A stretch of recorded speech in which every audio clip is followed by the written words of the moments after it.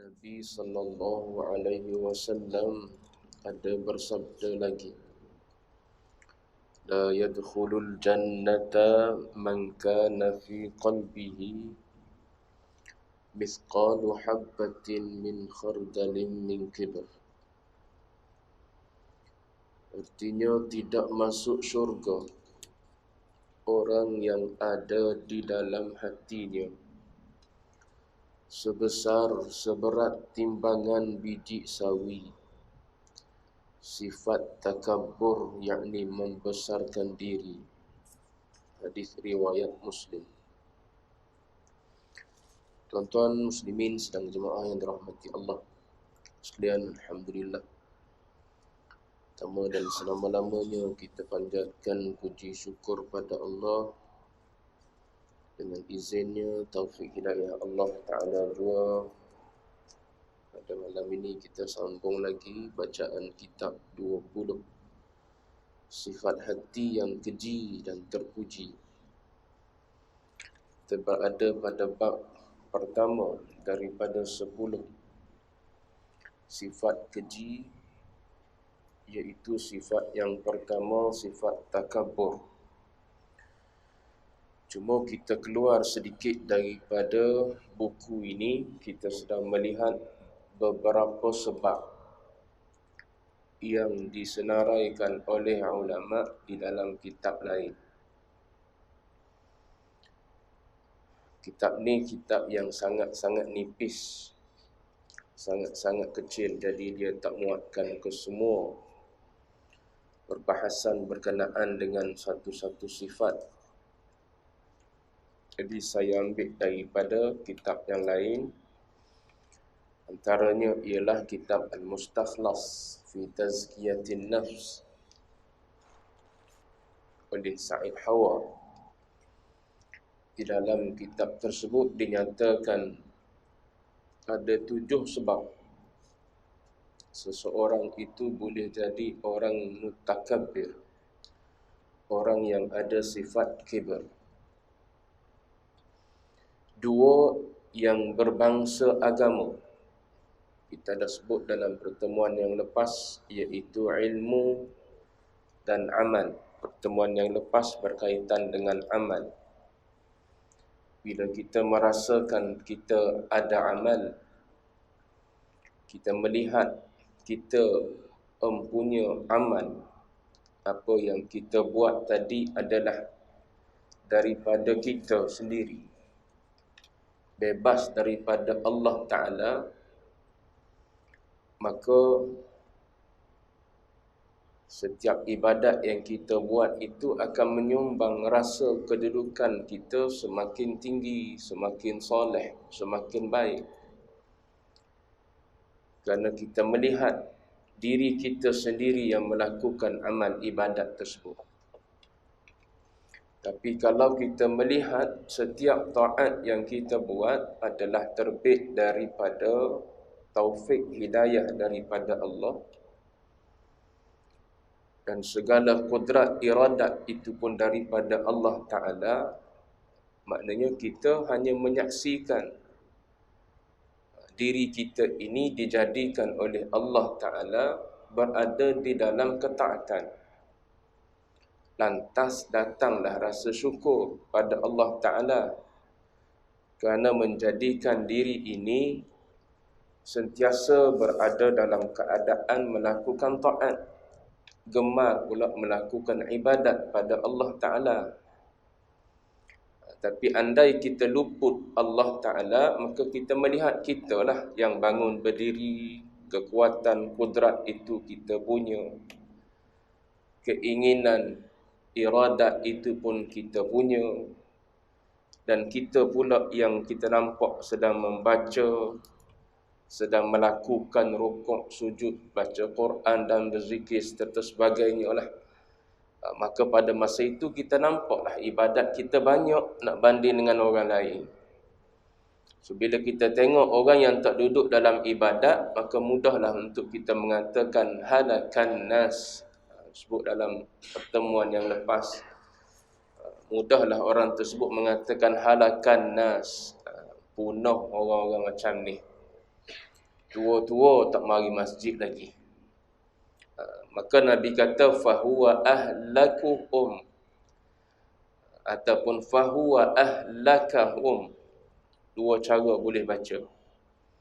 Satu, fahuwa ahlakuhum dengan makna dialah sebenarnya orang yang paling rosak. Fahuwa ahlakahum, dialah orang yang merosakkan orang lain. Tu dua cara. Cuma ulama sebut, sepakat ulama mengatakan bahawa yang tak bolehnya disebut perkataan halakan nas ni bila disertakan dalam diri kita saat kita kata punah dah manusia, punah dah masyarakat, orang tua ni tak jadi dah. Tu perkataan-perkataan tu andai keluar daripada mulut kita dalam keadaan i'jaban binafsih, kita ta'ajjub dengan diri kita dan kita merendahkan orang lain. Yang tu yang ulama kata dimaksudkan oleh Nabi dalam hadis tersebut. Adapun kalau kita sebut kerana kita berduka cita, kerana kita berasa sedih tengok keadaan umat pada hari ini berbanding dengan umat yang ada pada zaman Nabi dulu ataupun pada zaman sahabat dulu, kita kata perkataan yang sama habis dah umat hari ini. Bukan kita nak bagi tahu kita orang yang baik, terselamat, ni puak-puak ni tak selamat, ni tak mari masjid, tak dengar orang mengajar, tak mengaji, tak begitu, tak begini dan sebagainya. Bukan. Tapi kita sebut tu kerana berasa sedih, berasa duka cita tengok keadaan ummah ni berbanding dengan umat-umat awal dulu yang hidup mereka sentiasa dalam memikirkan ibadat pada Allah Ta'ala, sentiasa memikirkan jalan nak mendekatkan diri pada Allah Ta'ala. Kalau macam tu kata ulama tak apa, sebutan itu atas dasar kita simpati dan bersedih melihat keadaan, boleh jadi keadaan seorang ataupun keadaan sekumpulan ataupun keadaan ummah, gitu. Tapi kalau dalam diri kita rasa kita lebih, orang lain rendah pada pandangan kita, yang tu yang dimaksudkan dalam hadis Nabi fahuwa ahlakuhum. Maka orang ni adalah orang yang lebih binasa lagi daripada orang yang dia kata binasa tadi. Baik. Tu sebut dah sebab takabur datang daripada bangsa agama, iaitu amal, ilmu dan juga amal. Malam ni sebab takabur yang berbentuk duniawi, yang ni ada 5. Kita pergi ringkas-ringkas, mudah-mudahan cepat habis. Yang pertamanya sebab takabur, bila kita tahu sebab ni senang. Bila kita tahu sebab, kenapa kita katakanlah waktu siang mengantuk, cari punca. Oh, rupanya malam tidur lambat, pukul 12 baru tidur. Cuba rungkai, lepas maya isyak balik tidur. Maka siang boleh jadi tak mengantuk. Kenapa kita payah nak bangun sembahyang subuh?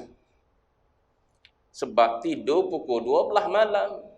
Pukul 12.30 tak tidur lagi kita. Pukul 1 tak tidur lagi. Macam mana nak bangun pukul 5, pukul 4.30? Cuba lepas sembahyang isyak balik tak ada fikir lain lah. Nak tengok cerita pun tak dah.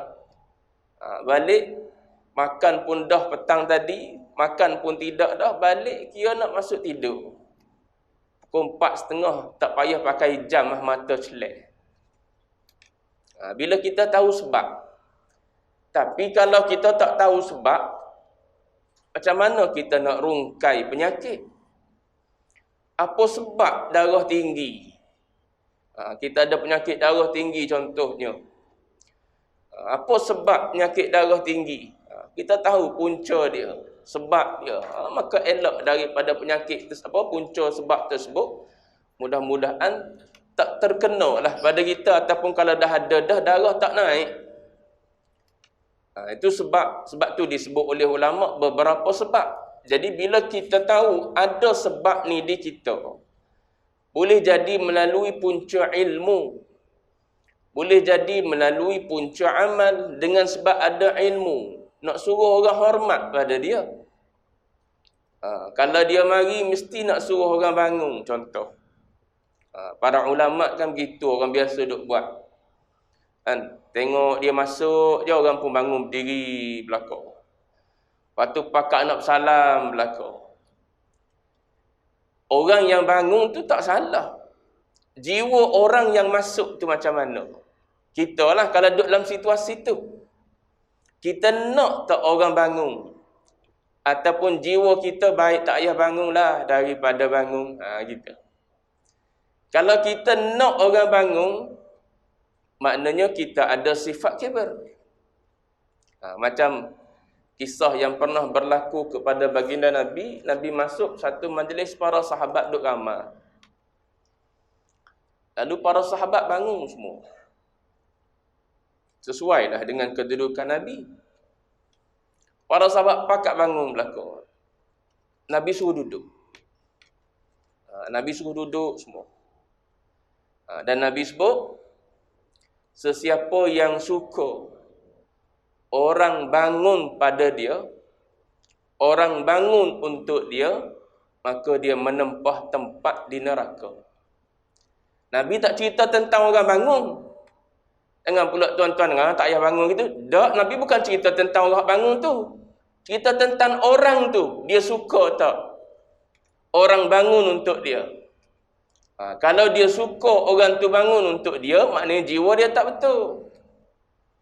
Sebab Nabi sendiri dalam keadaan kedudukan dia yang paling tinggi, paling mulia, nasab yang paling mulia sekali, pun tak suka untuk orang bangun berdiri bagi dia. Tapi tuan-tuan kena ingat, dalam kisah ni ada seorang sahabat, bila Nabi suruh duduk, semua duduk lah.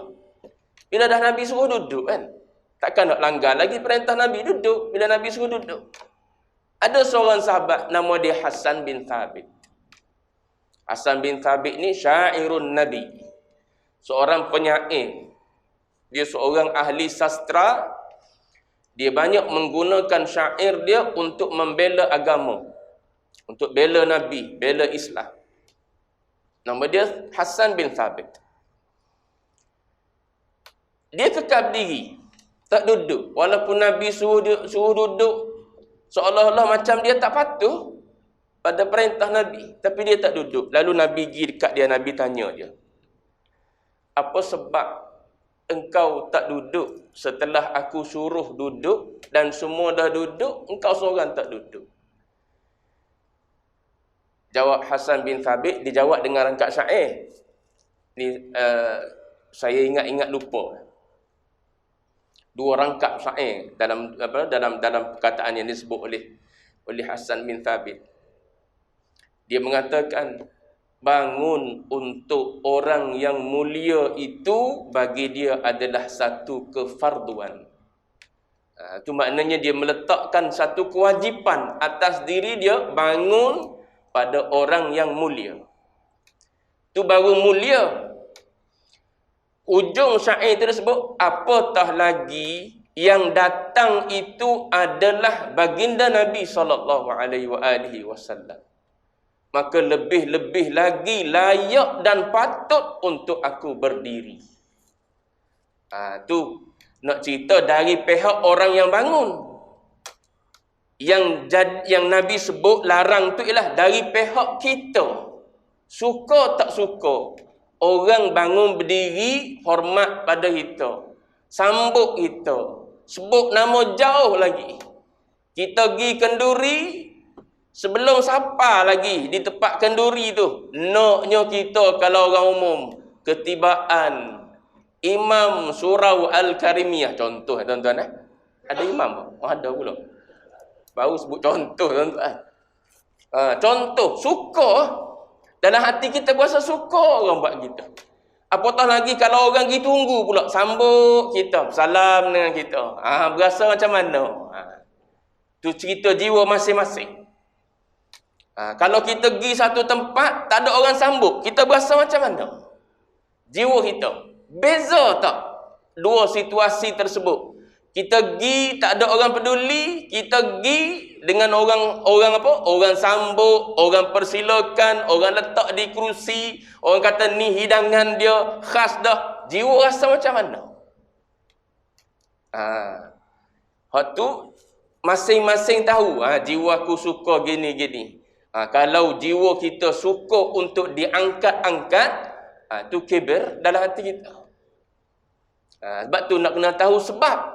Bila tahu sebab, kita buang sebab tu. Sebab apa ni aku nak suruh orang bangun ni?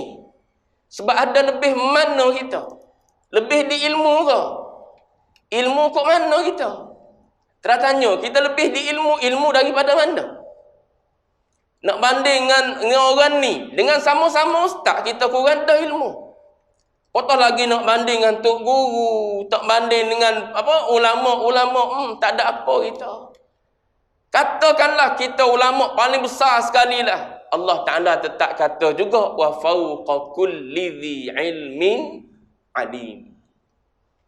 Atas daripada atas orang yang ada ilmu, ada yang maha alim, iaitu Allah Ta'ala.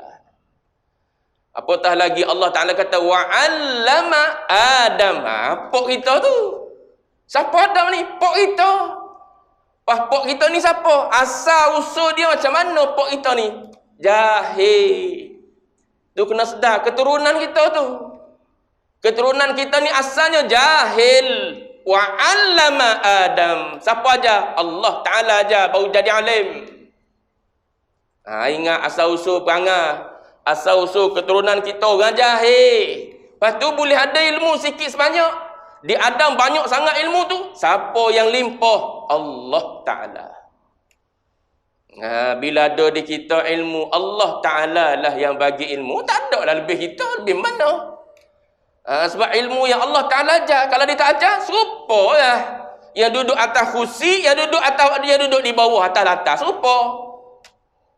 Tapi sebab lebih tu, sebab orang tengok macam kau ada ilmu. Gitu.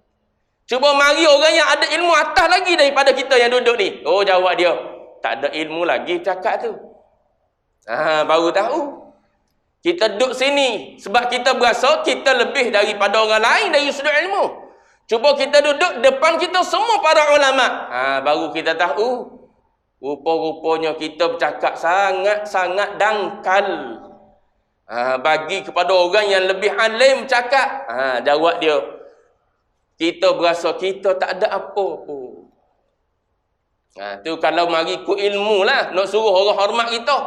Kalau mari ku amal soleh, tengok tadi, semua tu taufik daripada Allah. Hidayatul irsyad, hidayatul taufik. Berapa banyak kita duk dengar hidayatul irsyad, kita baca, kita dengar, kita itu ini dan sebagainya lah. Tapi akhirnya dia balik kepada hidayatul taufik, hak mutlak Allah Ta'ala tu. Yang Allah Ta'ala sebut, innaka la tahdi man ahbab. Kau tak boleh bagi hidayah Muhammad, walau pada orang yang kau kasih. Hidayah mana ni?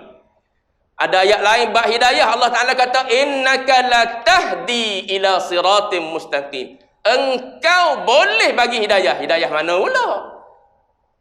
Tadi kata kau boleh bagi hidayah, lepas tu kata engkau tak boleh bagi hidayah walau pada orang yang kau kasih. Tu lama bilang, ni hidayah irsyad, yang ni hidayah taufik. Kalau berasa di amal kita lebih, maknanya kita kena tengok kita boleh beramal ni kerana taufik daripada Allah Ta'ala. Yang tak mari masjid bukan tak tahu kelebihan masjid. Cuba kita tanya. Yang tak mari sembahyang jemaah bukan dia tak tahu pahala sembahyang jemaah. Tak percaya teragi tanya. Kadang-kadang dia lebih tahu daripada kita. Kita tahu satu, buat satu. Dia tahu 10, tak buat lagi. Kadang-kadang dia lebih pintar, lebih lincah, lebih petah dalam bercakap lagi. Berhujung dengan kita, kalah kita. Mu ni bercakap sedap mari masjid dah. Sebab hidayah tu taufik hak milik Allah Ta'ala. Tu yang dia minta dengan Allah Ta'ala tu.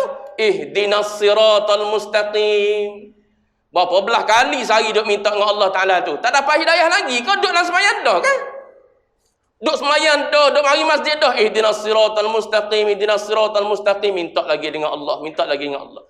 Ya, sebab hidayah tu taufik. Bila Allah Ta'ala bagi, semakin bertambah, semakin jadi baik. Semakin tambah kebaikan kita. Baru semayang fardu, dapat hidayah tu taufik, semayang sunat pula.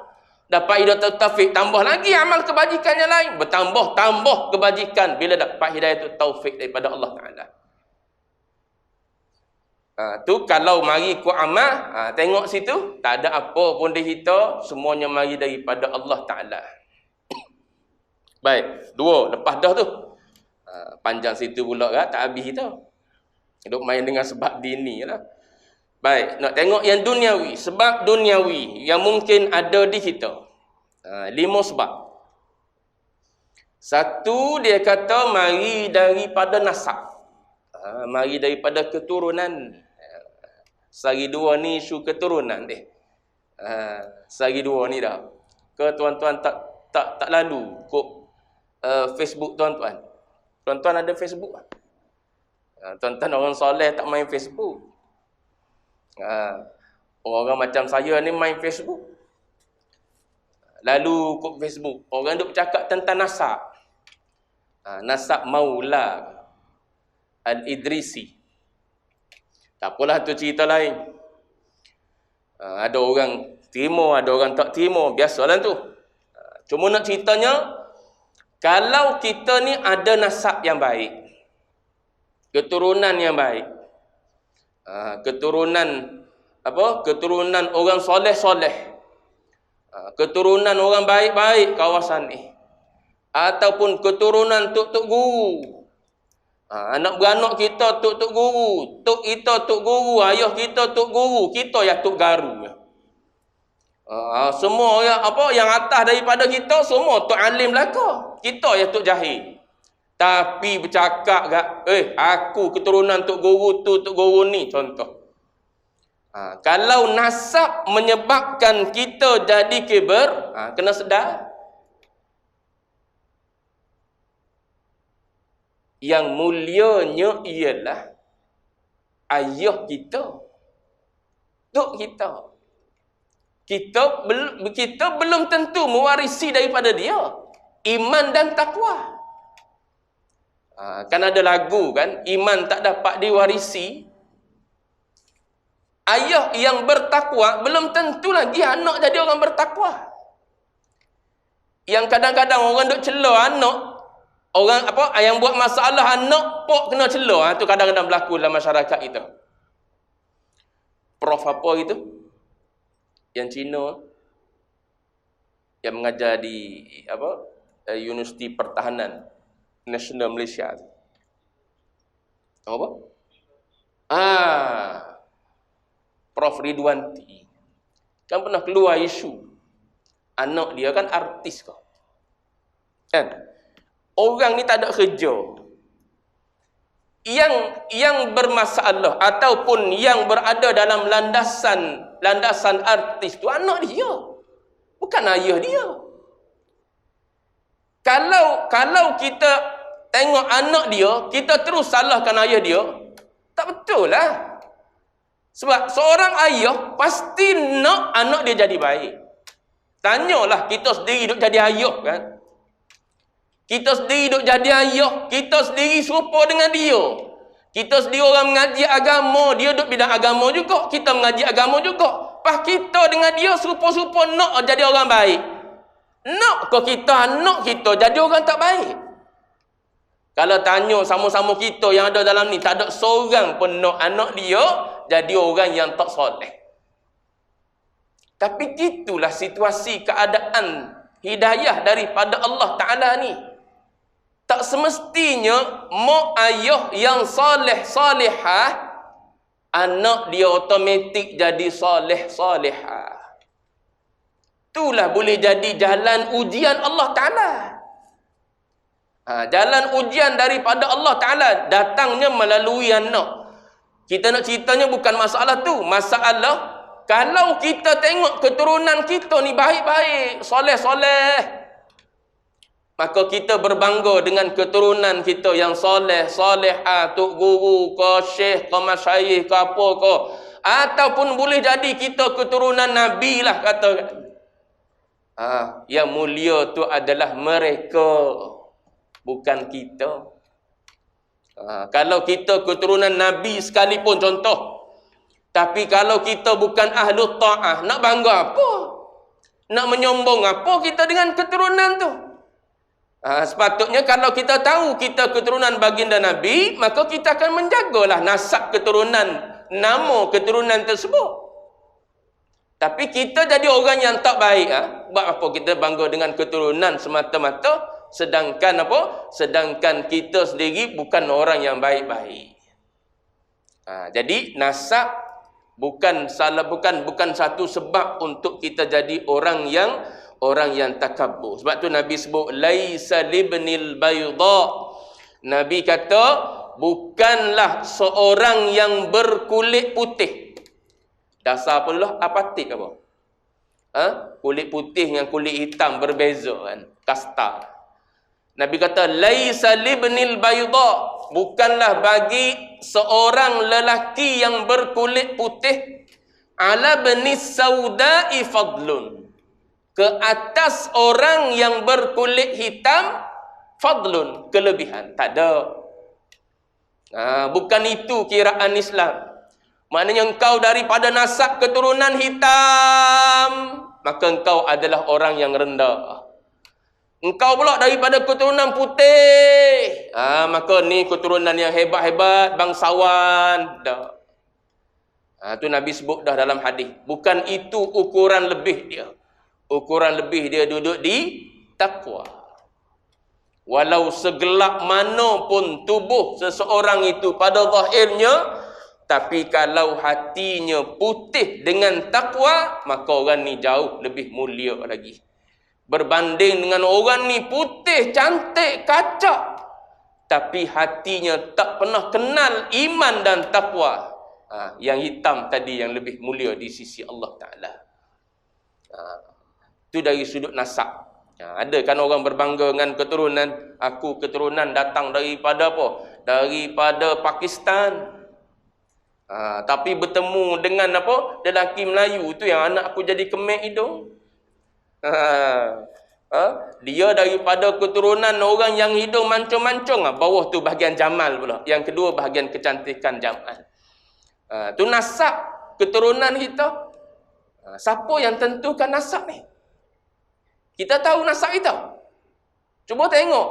Kok kita yang duduk kat surau ni tengok nasab an fulan lah sekali an Abi Lahabin.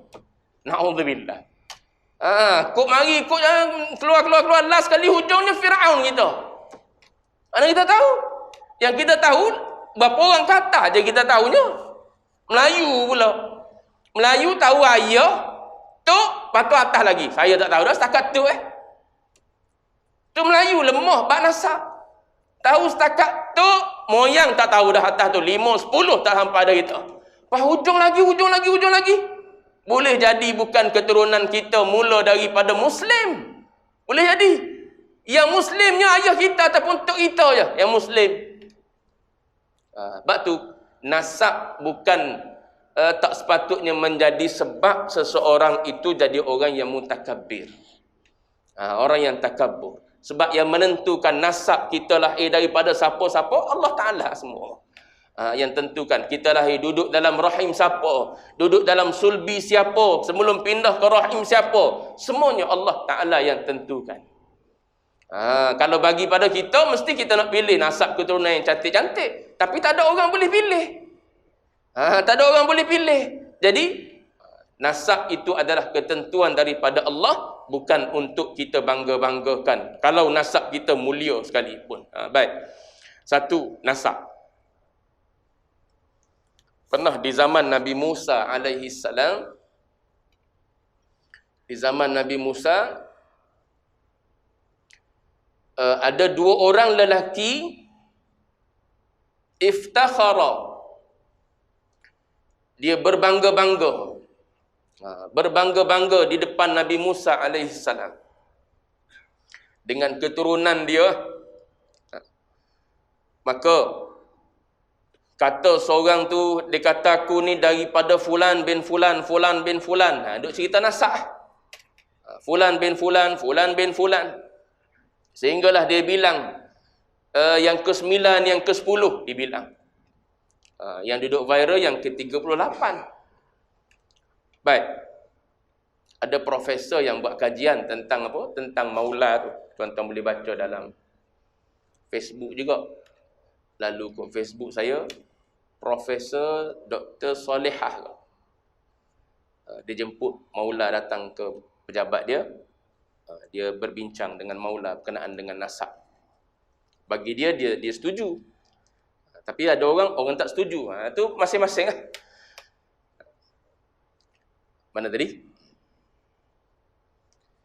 Dua orang lelaki tadi duk cerita tentang apa? Tentang nasab masing-masing di depan Nabi Musa alaihissalam. Lalu Allah Ta'ala pun wahyu kepada Nabi Musa alaihissalam. Kata Allah Ta'ala kepada Nabi Musa, Qul lilladhi iftakhar. Beritahu kepada lelaki yang sedang berbangga-bangga dengan keturunan dia. Kata Allah kepada lelaki itu, Balit tis'ah. Beritahu, 9 yang dia duk sebut tu daripada keturunan dia. Anak ni, cucu ni, datuk ni, moyang ni. 9 tu kata Allah Ta'ala kepada Musa, beritahu kepada dia, min ahlin nar. 9 tu daripada ahli neraka, kata Allah Ta'ala kepada dia.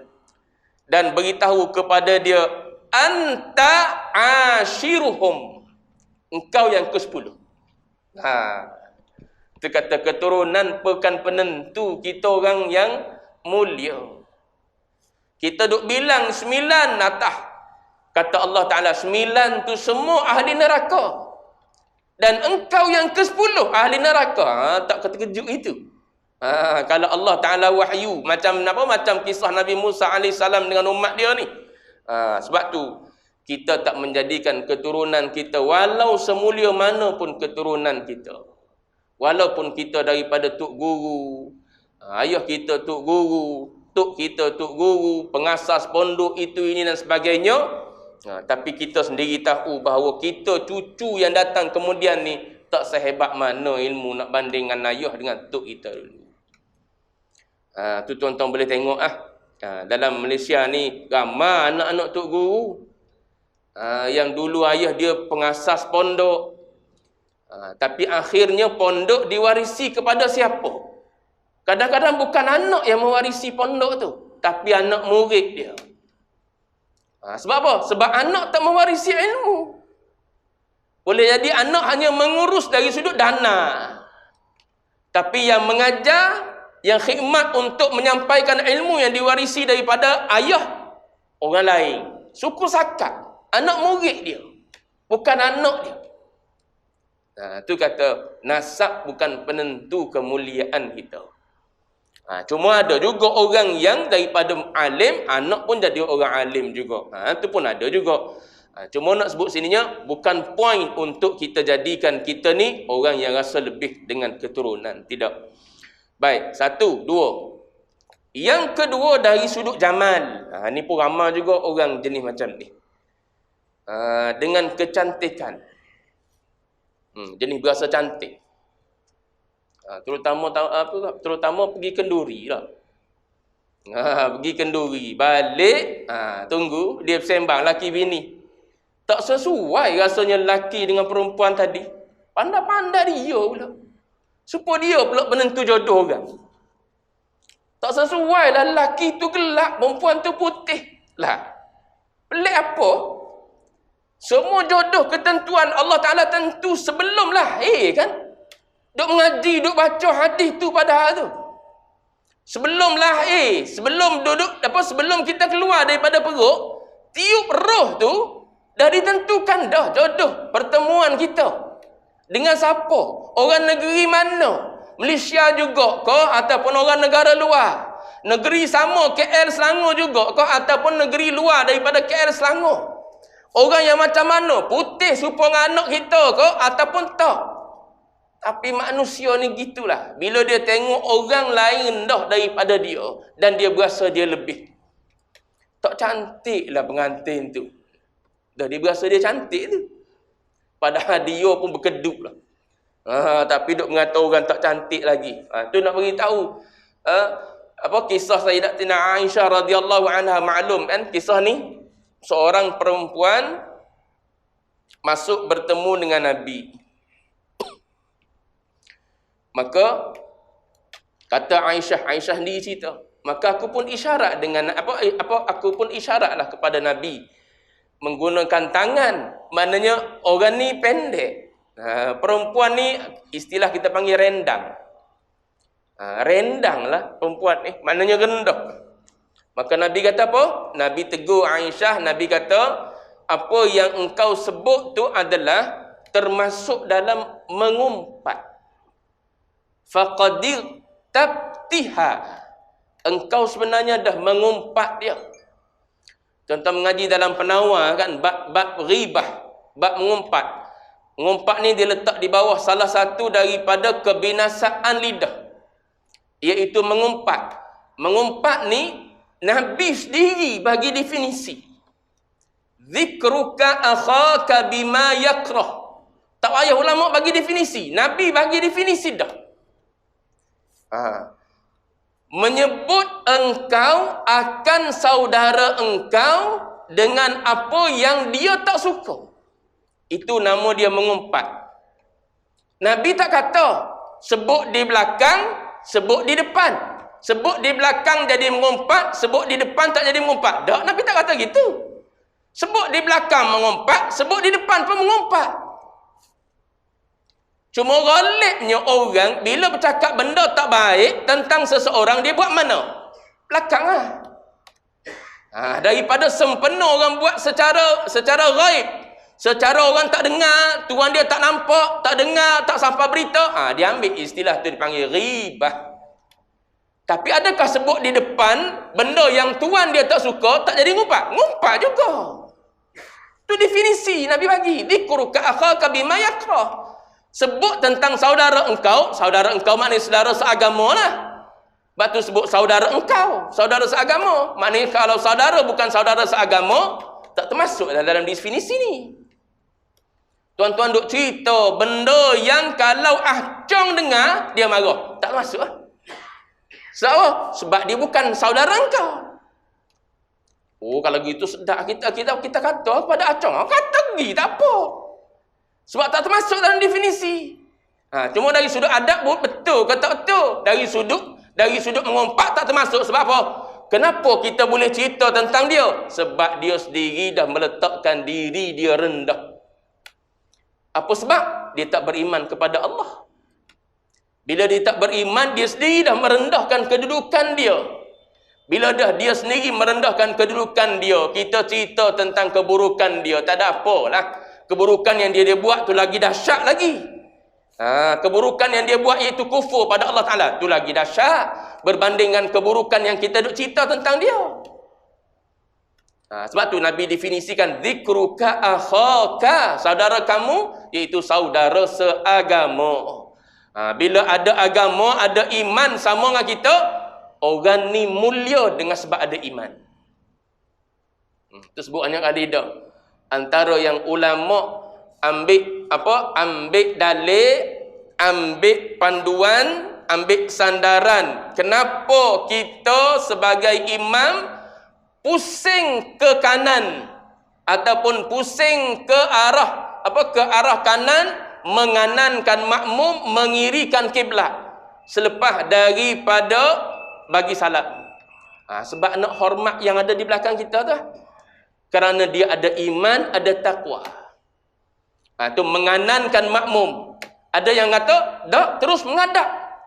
Tak perlu tunggu lah. Allahumma ajirna minan nar, Allahumma ajirna, tak perlu. Terus pusing mengadap.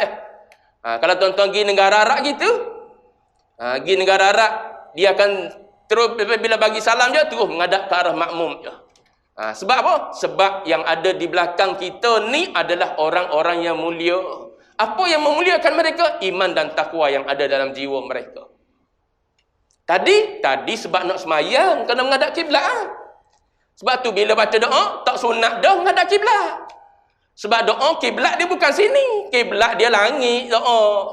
Ada juga orang tapi tuan-tuan jangan salah kau pula. Imam tak tahu kau. Kiblat doa kan langit. Kenapa imam pusing menghadap kiblat semula? Biarlah dia nak buat macam mana. Kita yang tahu sikit-sikit bila kita tahu, maknanya tak perlu pusing balik menghadap ke arah kiblat semula. Untuk apa? Untuk berdoa. Sebab apa? Sebab kiblat doa adalah langit. Kekal duduk menghadap ke arah makmum. Sebab apa? Orang yang ada depan kita ni orang yang mulia iman dia. Nak mulia situ, bukan mulia pada wajah, pada rupa, tidak. Sebab tu Nabi terus tegur Sayyidatina Aisyah bila sebut macam tu. Yang memendekkan perempuan tu siapa? Allah. Yang memberi wajah orang ni putih, hitam, tinggi, lampai ke apa, kau siapa? Allah Ta'ala. Tak ada ibu kita tolong buat macam plastising, tak ada gitu. Tak ada. Tak ada campur tangan ayah. Ada campur tangan mak ke? Mak kita minum soya jadi putih. Mana ada. Tu petua orang tua-tua ya. Bini kita duk minum soya, keluar-keluar kopi juga. Baca surah Yusuf nak suruh cantik sampai hafal. 9 bulan nak sampai 9 bulan tu duk baca ke surah Yusuf, nak suruh apa? Nak suruh jadi anak cantik. Yang kita suami isteri tak handsome, tak lawa. Keluar serupa dengan mak ayah. Galiknya gitu. Kalau keluar cantik, ketentuan Allah Ta'ala. Juga macam saya pernah sebut kisah yang betul-betul keluar dalam sahabat. Yang pasangan suami isteri ditahan sebab bawa seorang anak perempuan yang rambut dia keperang-perangan.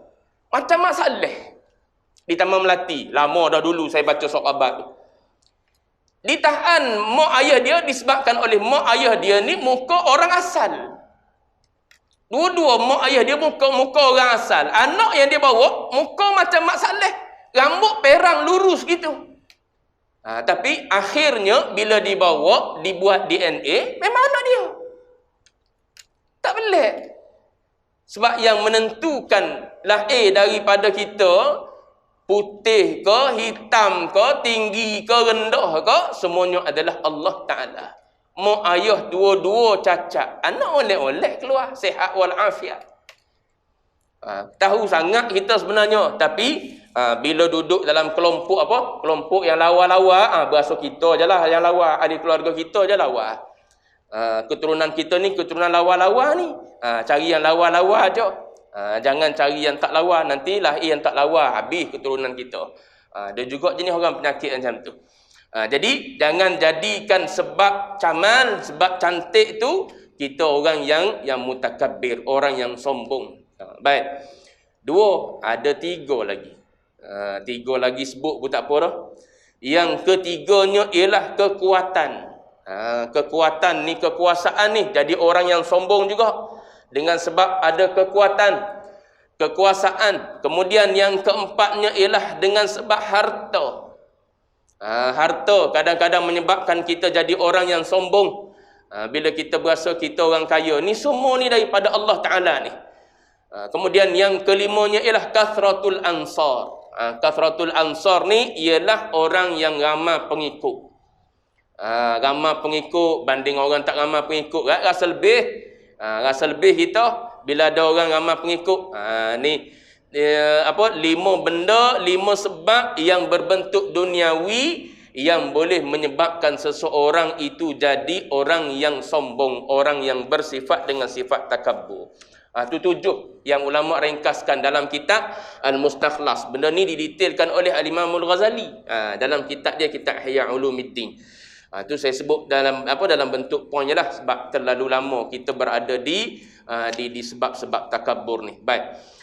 Akan datang insya-Allah kita sambung dengan bawah tu dia cerita pula pada kita macam mana kita nak mengelakkan diri kita daripada sifat takabbur ni. Ni dipanggil penawar supaya hilang sifat takabbur dalam diri kita ni. Sebab sifat takabbur ni, hadis yang saya bacakan tadi, menyebabkan seseorang itu la yadkhulul jannata, tak akan masuk syurga.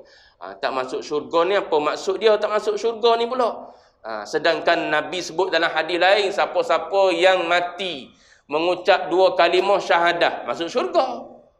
Man kana akhiru kalamihi la ilaha illallah dakhalal jannah, kan Nabi sebut. Siapa-siapa yang hujung perkataan dia sebut la ilaha illallah, Nabi kata masuk syurga. Lepas tu ni tak masuk syurga. Macam mana cerita ni? Adakah Nabi pembohong? Cakap sekali gini, cakap sekali gini? Ada. Nak faham macam mana ni? La yadkhulul jannah ma'as sabiqin. Tak masuk syurga ni maksudnya tak masuk syurga bersama orang-orang awal. Gitu. Masuk syurga. Sebab apa? Ada iman kan?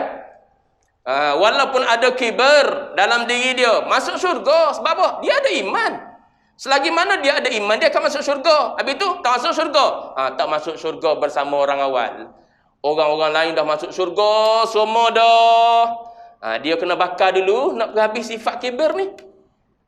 Nak bagi hangus dulu sifat kibar semua yang ada dalam diri dia, barulah dia dikeluarkan daripada neraka, masuk ke syurga. Itu maksud la yadkhulul jannata man kana fi qalbihi mithqalu habatin min khardalin min kibr. Lepas tu dia sebut situ sebesar biji sawi ni. Biji sawi mana? Satgi tuan-tuan faham sawi, biji sawi sayur tu pula. Sayur sawi dia kata ni. Kena pergi kedai tengok dia kata. Pergi nursery esok nak tanya biji sawi mana? Nak tengok besar mana? Kata bapa biji sawi ni bukan biji sawi tumbuhan. Biji sawi ni kata bapa ni, saya nukil kata apa kalam dia ni. Dia kata sejenis haiwan yang dipanggil sawi. Haiwan yang makan kayu. Rumah hari ni rumah batu semua. Rumah dulu, rumah kampung dulu, ada haiwan yang makan kayu tu, yang dia tinggalnya ialah biji kecil-kecil. Tuan-tuan orang muda semua kan. Tak sempat zaman tu. Saya sempat sebab saya umur 90 dah ni. Tuan-tuan kalau yang zaman sebaya dengan saya, mana tuan-tuan sempat tengok. Ada haiwan yang bila dia makan kayu tu, dia tinggal biji-biji halus kecil. Tu pun besar lagi. Sebiji tu besar lagi. Kata Syekh Sya'rawi, biji sawi ni lebih halus lagi. Dia sebut contoh ialah saat matahari masuk rumah kita, maka pada masa matahari masuk tu kita tengok ada udara. Di cahaya matahari tu kita tengok ada debu duk terbang tu. Kata Syekh Sya'rawi, itulah khardal. Itulah yang Nabi sebut habbatin min khardal. Sebesar tu maknanya tak nampak dengan mata kasar. Yang ni biji sawi ni nampak lagi dengan mata kasar. Melayu duk terjemah dengan biji sawi tu. Tapi Syekh Sya'rawi terjemah khardal ni, dia kata tengok di matahari masuk rumah kau, dia kata pada matahari masuk tu dia kata tengok debu duk terbang tu, dia kata. Itulah khardal dia. Itulah yang sehalus itulah ada di hati kita, la yadkhulul jannah. Tak masuk syurga. Tak masuk syurga tu, tak masuk syurga ma'as sabiqin. Tak masuk syurga dengan orang awal. Masuk syurga tak? Masuk. Tapi tak masuk dengan orang awal. Tak nak masuk awal lah, tanya balik. Kalau nak masuk awal, kena cabut buang segala sebab ni. Kalau mari ikut ilmu, cabut buang. Bukan cabut buang ilmu, bukan dengan sebab tak mengaji dah. Cari punca. Kenapa aku dengan sebab ilmu ni, aku jadi orang yang sombong? Ilmu tu bukan ilmu hakiki tu. Ilmu hakiki akan jadi kita makin tak ada apa. Makin fana kita. Makin tak ada apa kita. Makin jahil kita.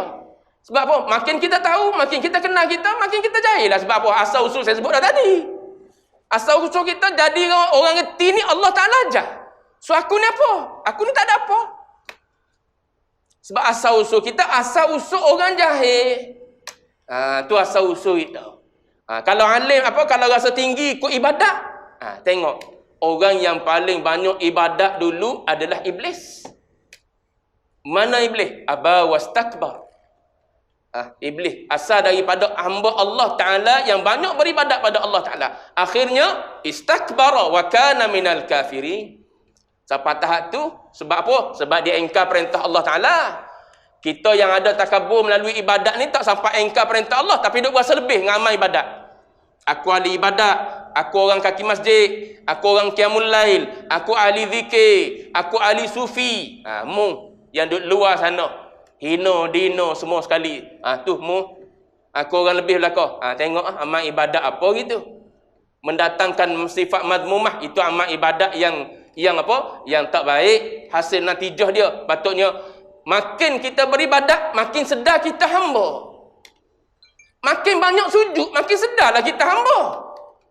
Banding orang tak sujud, memang dia rasa dia besar diri, lepas tu dia tak nak sujud. Kita makin banyak sujud, makin sedarlah kita adalah hamba pada Allah Ta'ala.